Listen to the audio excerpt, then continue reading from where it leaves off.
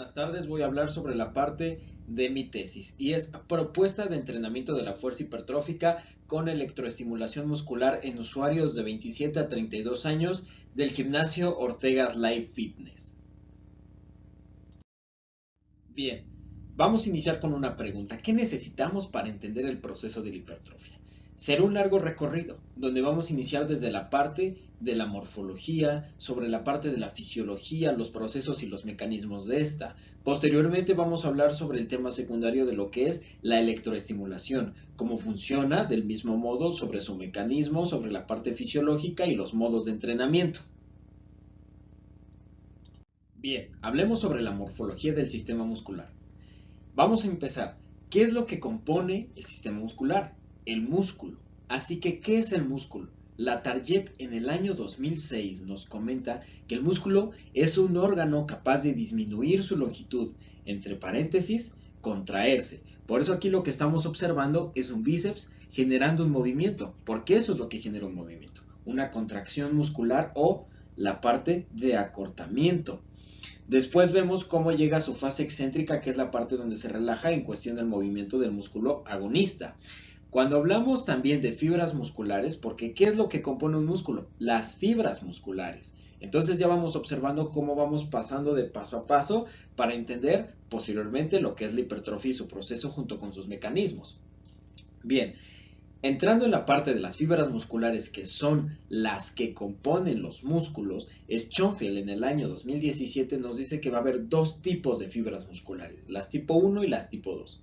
Las tipo 1 van a tener una respuesta de 110 milisegundos, es lo que va a tardar, mientras que la otra va a tardar 50 milisegundos, la mitad de tiempo. Por eso aquí vamos a hacer relación a lo que nos comenta Vinuesa, citando primero a Rambier en 1873, donde Rambier en 1873 nos va a decir que él las divide las fibras en colores, blancas y rojas.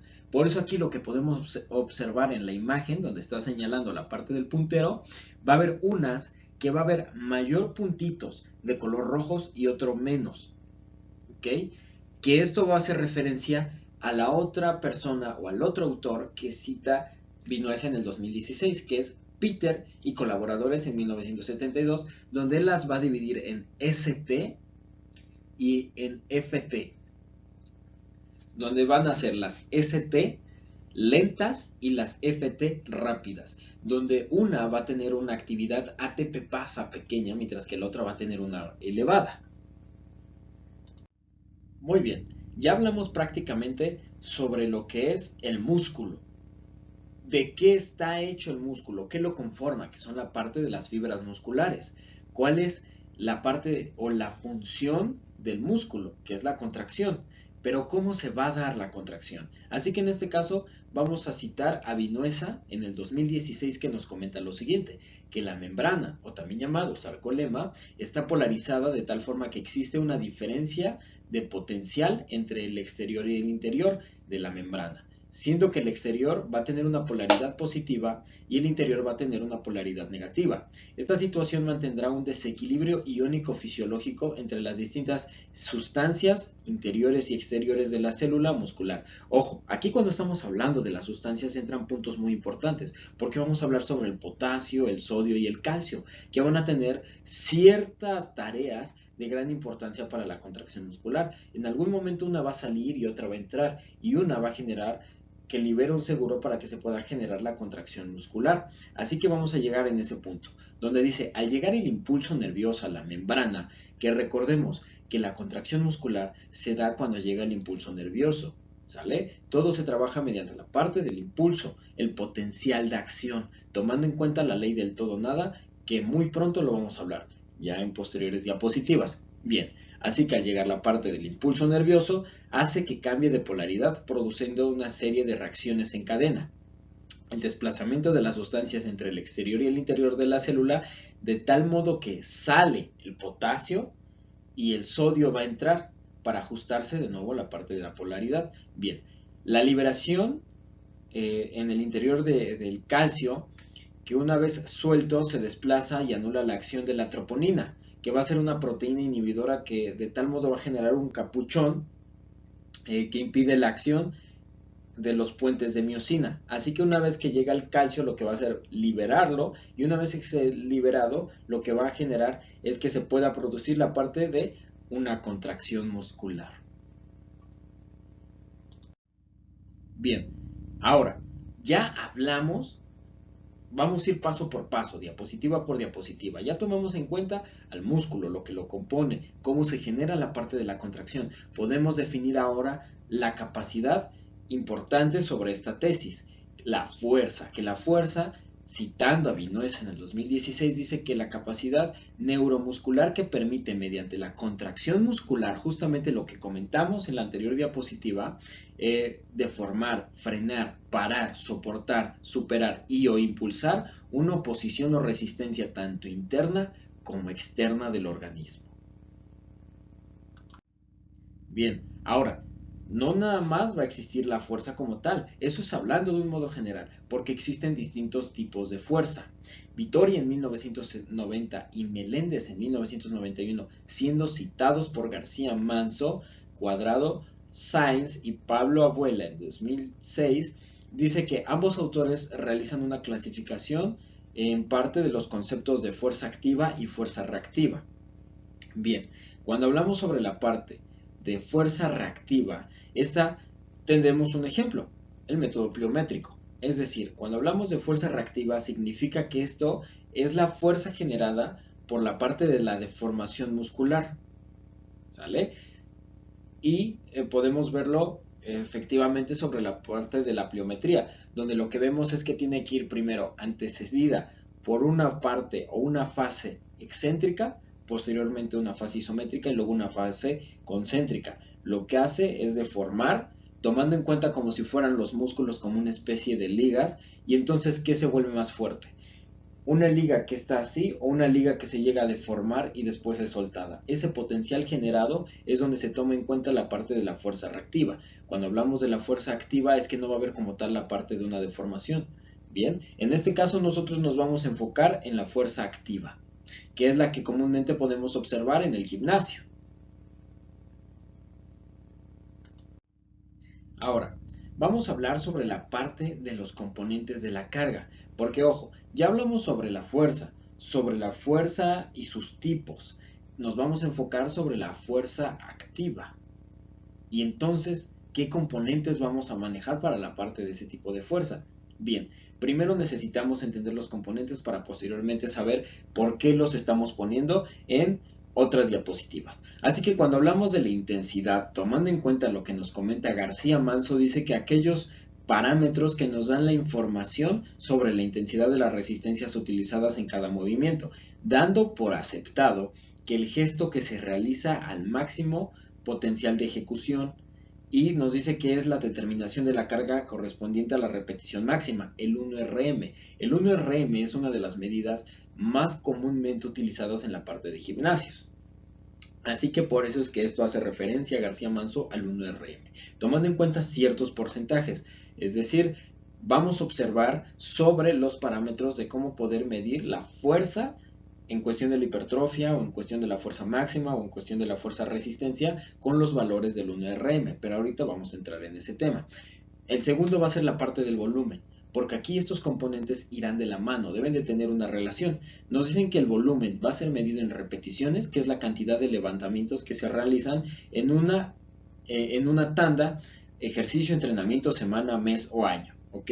Y después están las series, que supone la acción de realizar la suma de varias repeticiones ejecutadas de forma continua y sin descanso entre ellas. Bien, hablemos un poco sobre la parte de la diferencia de series y repeticiones.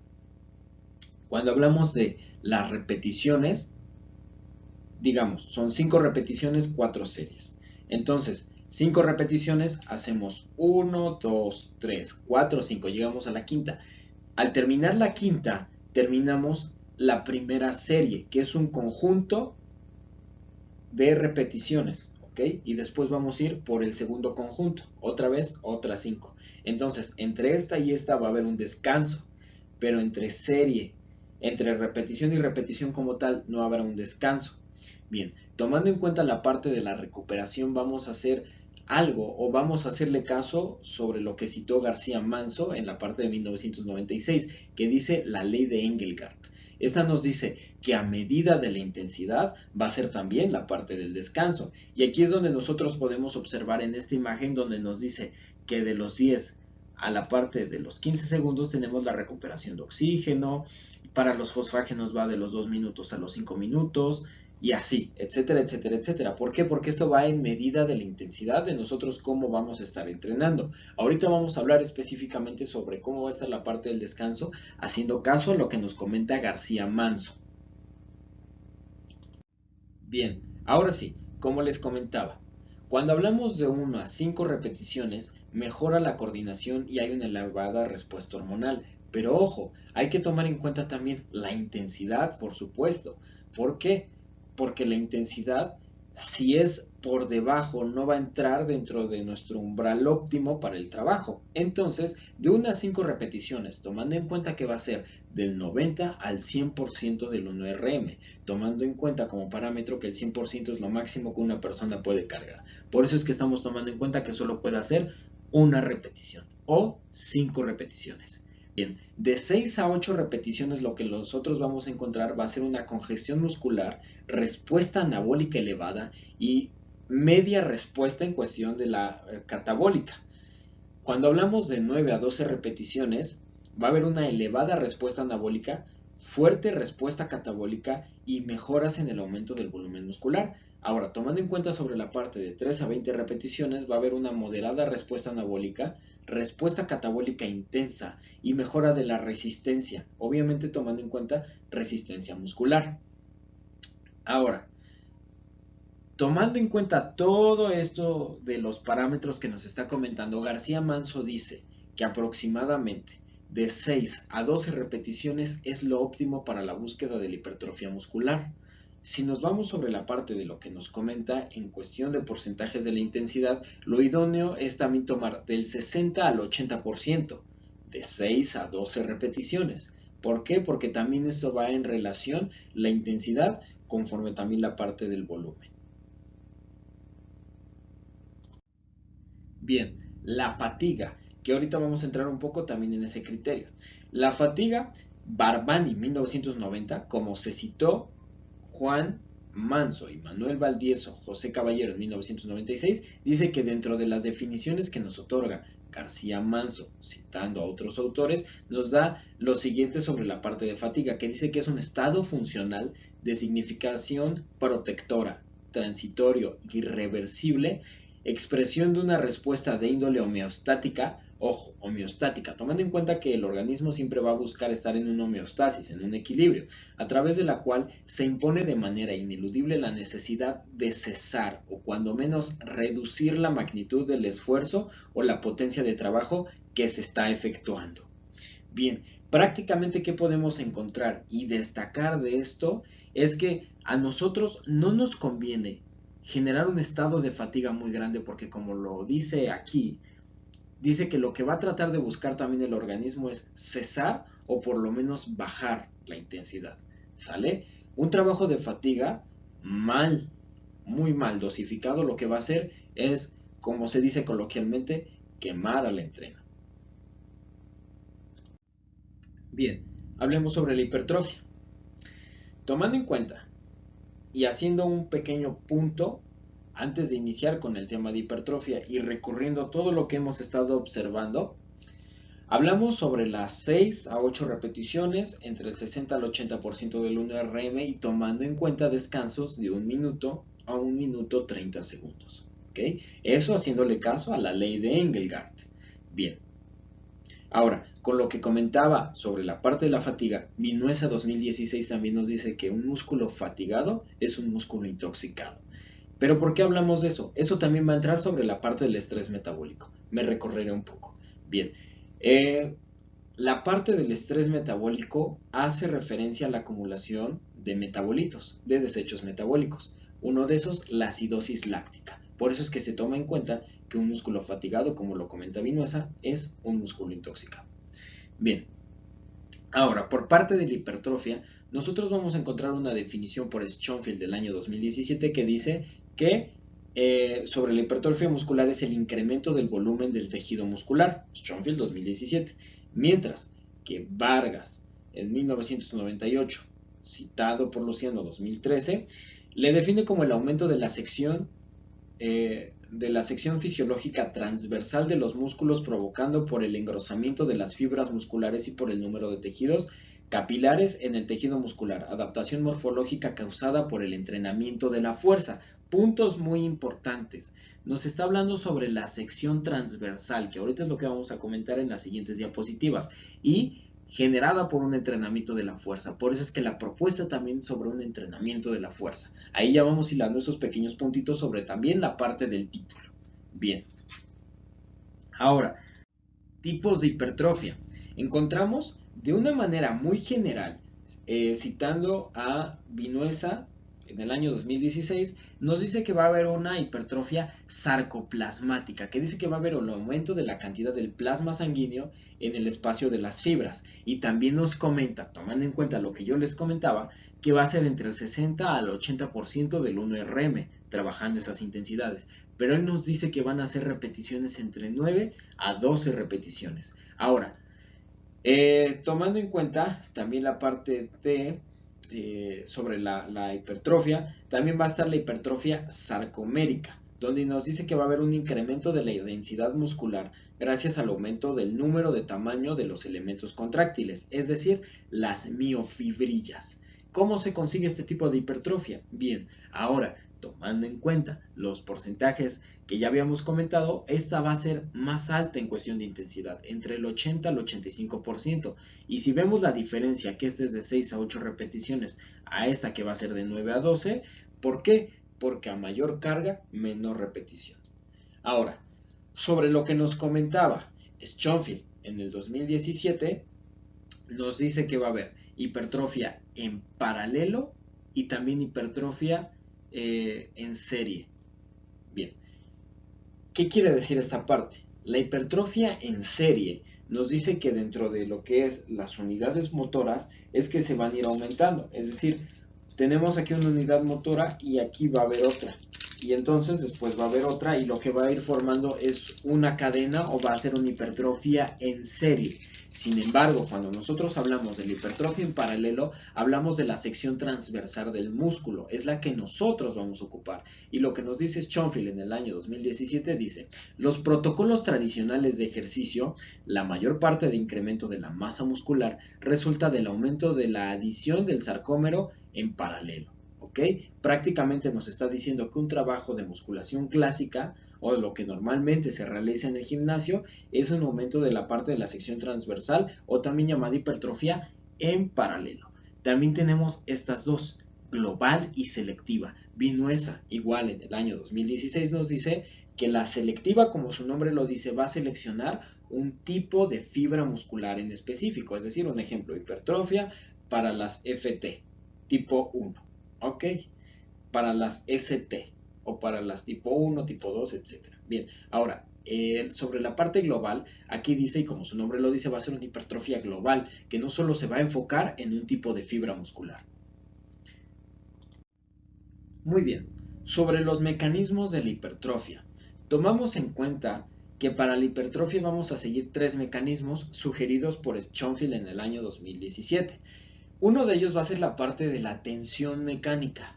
La otra va a ser el estrés metabólico, que ya lo habíamos comentado en diapositivas anteriores, y sobre la microlesión. Entonces empecemos con la tensión mecánica. ¿Cómo creen llegar a la parte de una microlesión? Pues por parte de una tensión mecánica. Eso es lo que genera más tensión. Entonces, por ejemplo, tenemos una hoja de papel.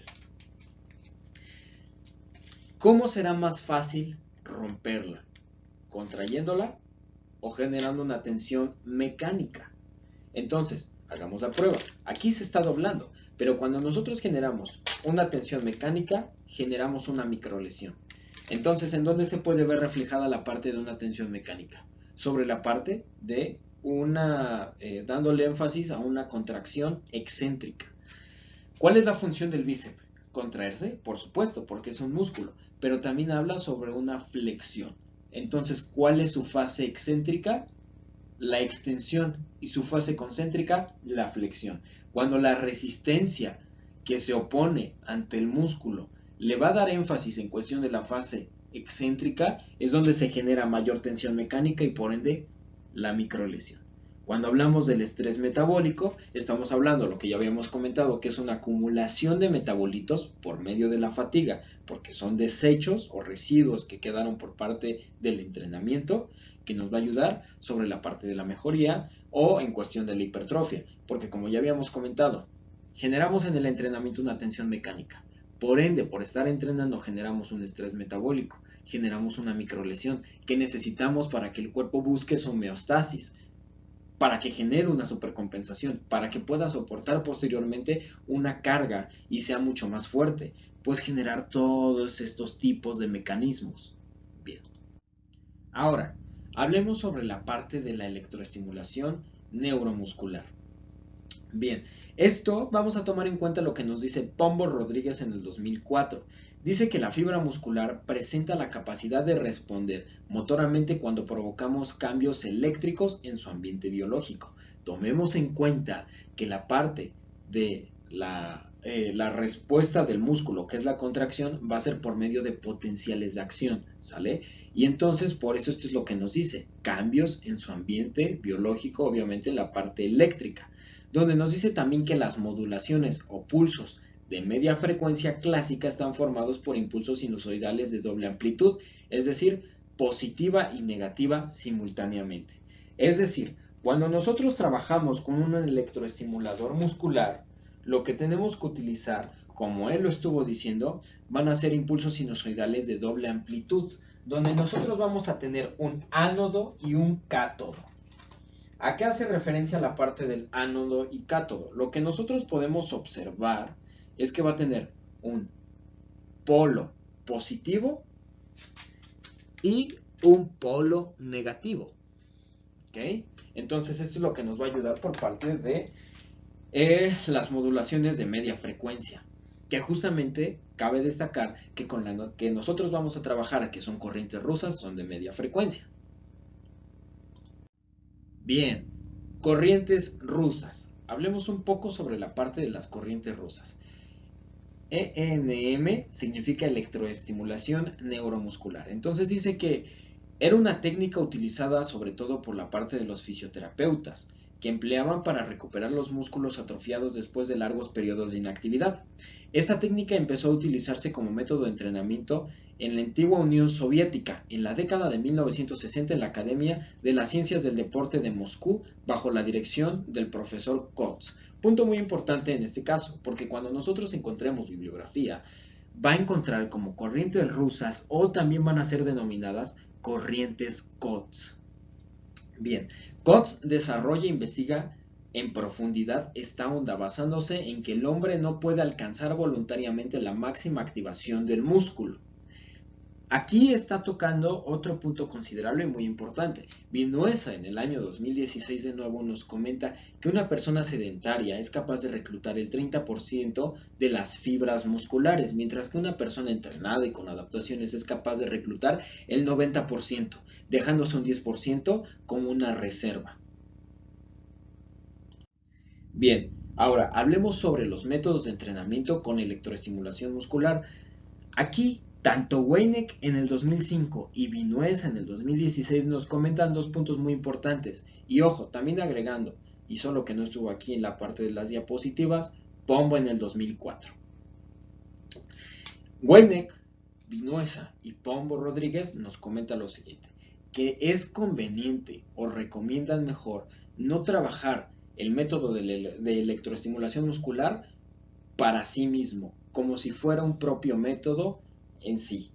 Es decir, lo que buscan es tratar de juntar la electroestimulación muscular con otro método. Pondremos un ejemplo. Un método pliométrico es un método para búsqueda de la potencia, pero se puede unir a la parte de la electroestimulación neuromuscular. Ahora, en este caso, lo que nosotros intentamos proponer o vamos a proponer es un método de entrenamiento de la fuerza con electroestimulación muscular.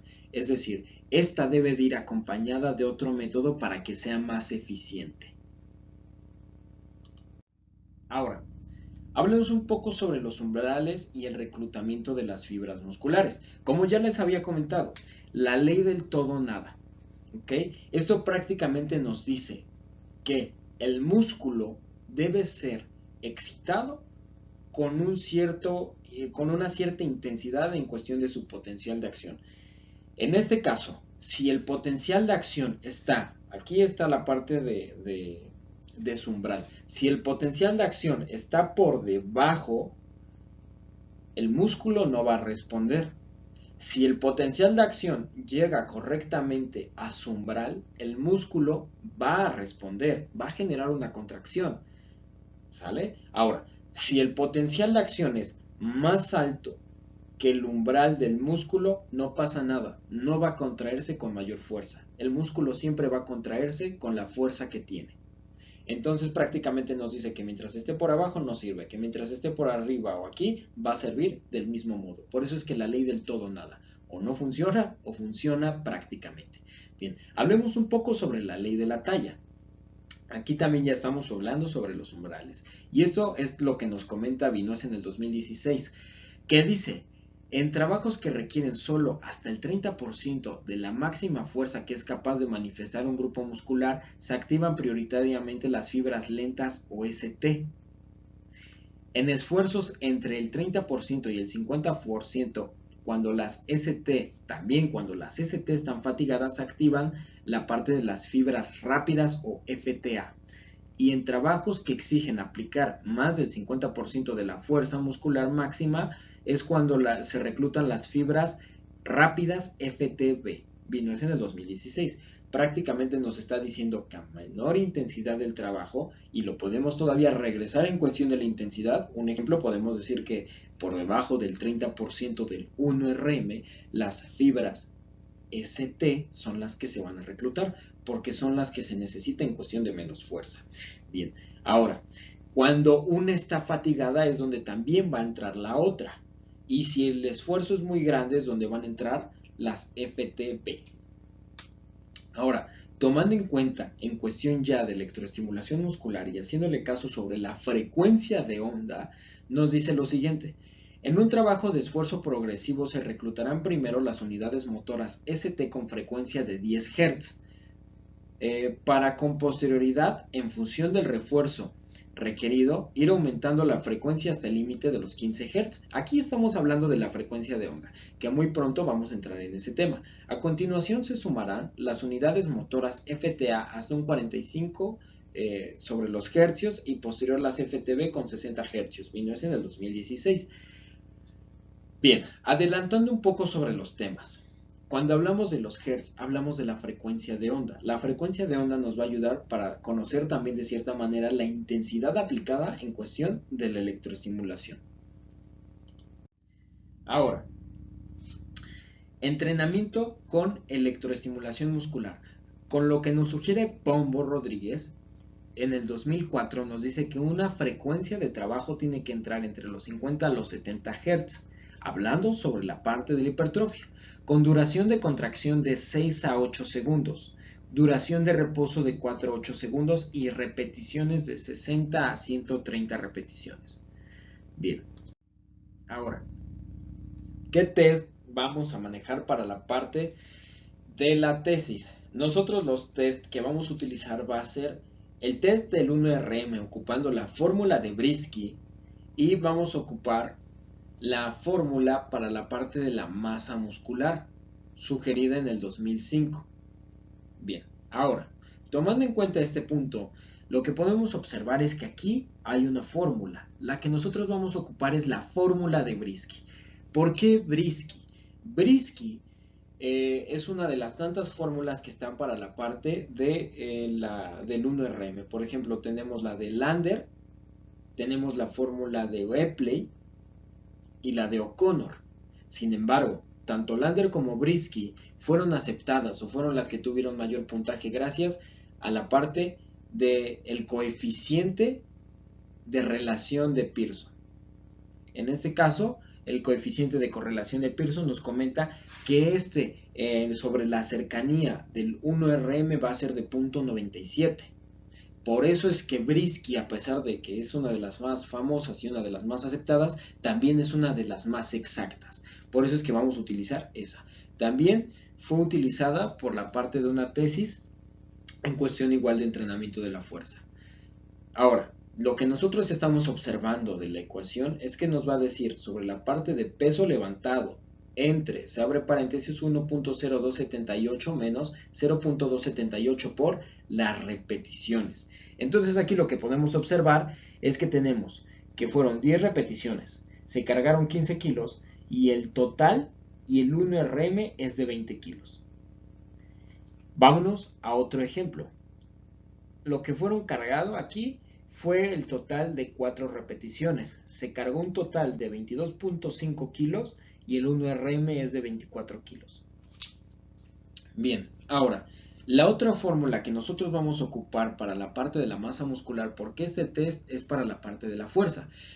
Recordemos que sobre la tesis vamos a hablar sobre una propuesta de entrenamiento de la fuerza. Abro paréntesis, aquí lo que estamos observando es el crecimiento o el desarrollo de la fuerza en esta. Cierro paréntesis, para la hipertrofia muscular. Entonces, ¿qué va a pasar? Nosotros lo que vamos a hacer aquí es observar el aumento de la masa muscular. Esta fórmula fue sugerida por el libro de fórmulas para la parte del cuidado nutricional del año 2006. Bien, eso tomando en cuenta sobre la parte del testaje. ¿Cómo va a ser la parte de sobre la parte del control? Sobre la parte del control, cada 2 meses a 3 meses lo que vamos a estar haciendo es sacar todos estos testajes. Sin embargo, lo que vamos a estar haciendo de manera diaria, de acuerdo, o bueno, más bien cada vez que les toque entrenar ese músculo, es antes de la rutina, la parte de los perímetros. Después de la rutina, volvemos a sacar. Y de esta manera vamos a observar tanto la parte de muslo mayor como muslo superior y muslo medio. Bien, ahora observando ese punto, vamos a pasar a la siguiente diapositiva. Propuesta de trabajo.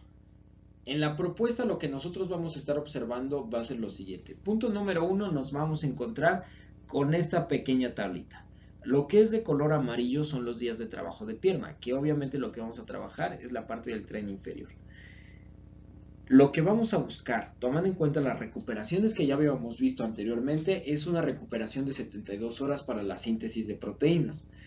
Ahora, haciendo caso a ese punto, lo que vamos a observar es que toca pierna el día lunes, el martes son 24 horas de descanso, el miércoles son 48 horas de descanso y el día jueves son 72 horas óptimas para la parte del entrenamiento.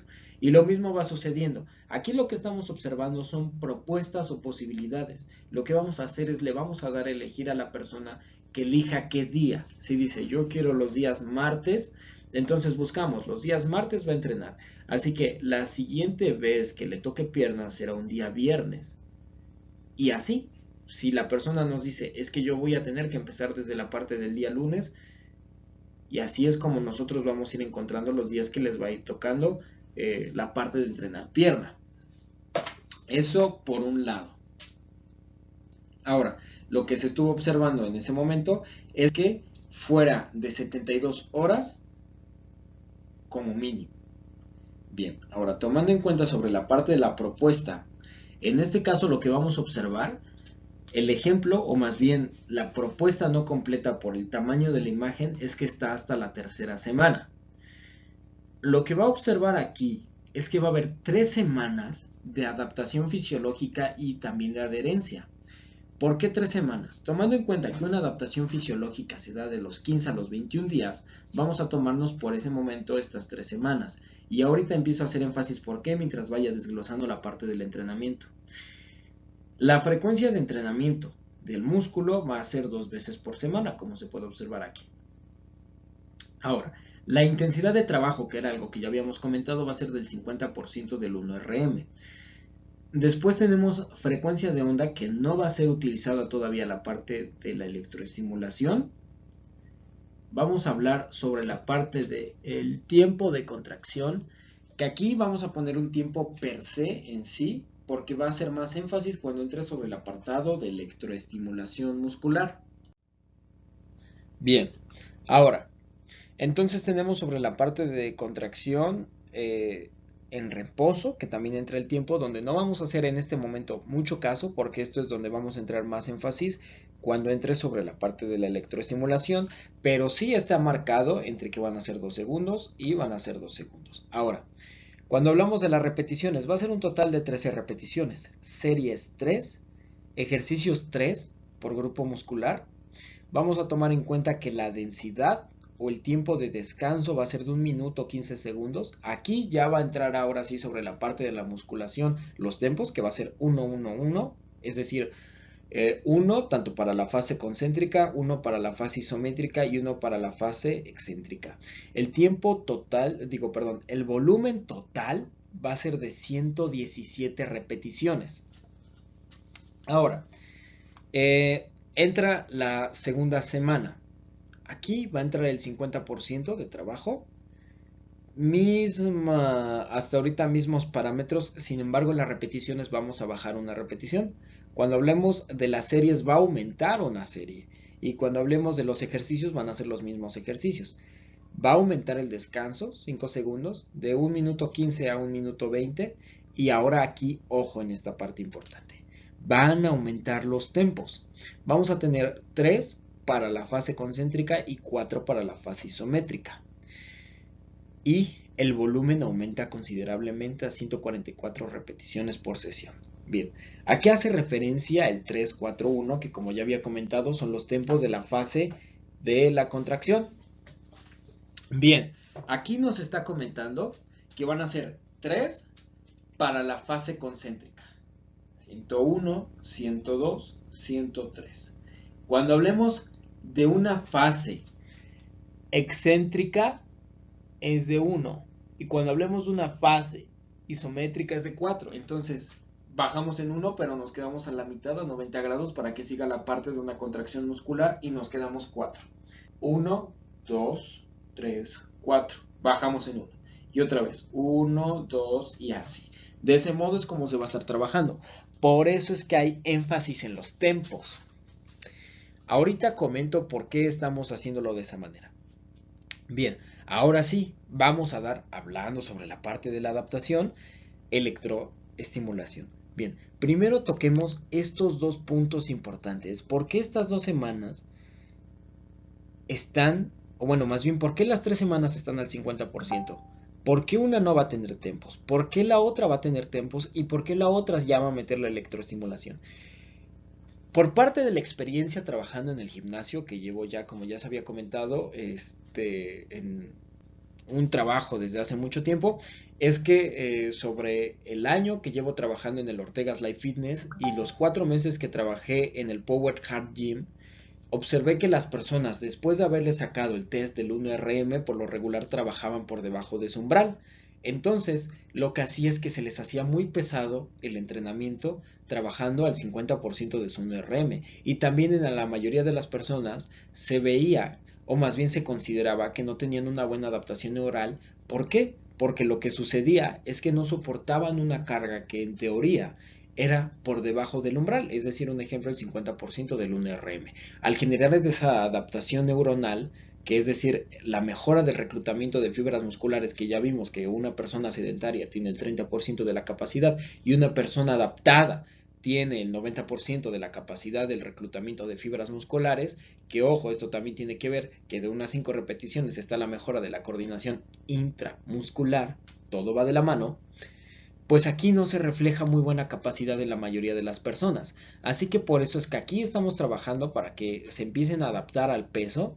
Acá ya empezamos a meter mayor intensidad para que dominen, controlen el peso y posteriormente den un brinco de hasta el 60% de su intensidad. Y acá estamos metiendo la electroestimulación para que la persona empiece a acostumbrarse a la parte de la electroestimulación. Y eso también se hace, ¿por qué? Porque la mayoría de las personas a las cuales se encuestaron de manera personal, les resultaba un tanto difícil, les daba temor e incluso de cierta manera desagradable el sentimiento en el hecho de pensar trabajar con electroestimulación. Por eso aquí vamos a trabajar a una electroestimulación de 20 Hz, que es muy bajo. Pero aquí lo que buscamos es que la persona, como ya se había comentado, que las corrientes COTS generan cierto dolor, lo que vamos a buscar es que primero la persona le pierda el miedo a la corriente. Bien, ahora regresando a ese punto, vamos a trabajar ahora sí aquí, con 5 segundos por la parte de la contracción, 5 segundos en la parte del descanso, de 10 repeticiones para un trabajo con electroestimulación, 15 repeticiones para un trabajo sin electroestimulación, 4 series en ambas, un ejercicio en ambos, 1 minuto 15 segundos, tiempos 1, 1, 1 y da un volumen de 100 repeticiones. Aquí va a entrar un punto importante. ¿Por qué estamos manejando aquí dos tipos de repeticiones, dos tipos de series, dos tipos de ejercicios?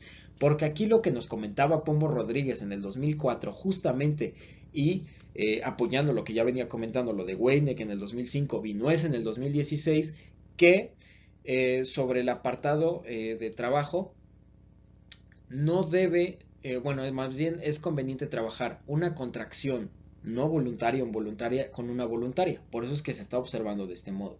Y una vez que ya describí el primer mes, podemos observar cómo aquí aumenta 30 Hz, 60-40%, obviamente para la parte de trabajo involuntario, trabajo voluntario, trabajo con electroestimulación, trabajo voluntario, trabajo con electro, involuntario, ¿ok?